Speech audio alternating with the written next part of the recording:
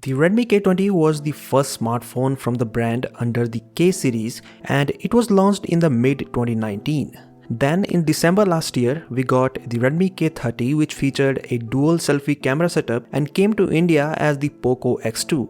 Well, now the company is preparing for the launch of Redmi K40 and the live images of that phone have surfaced online today.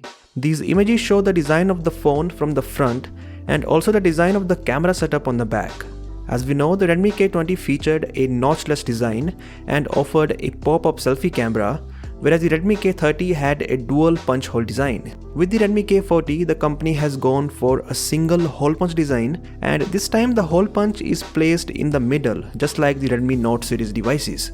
We can also see that there is a pretty large earpiece, so there is most likely a secondary speaker underneath it.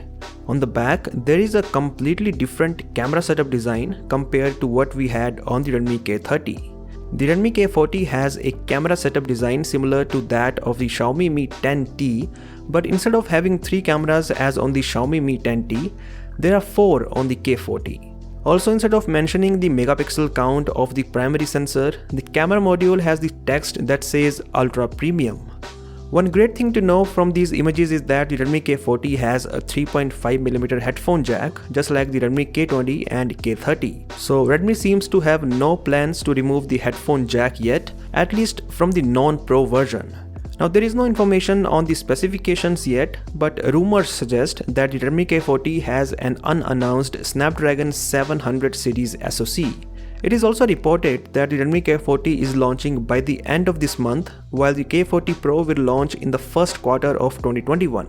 Anyways, that was all about the design of Redmi K40 that we got to know via these live images. What do you think of the design? Do let me know via the comment section below.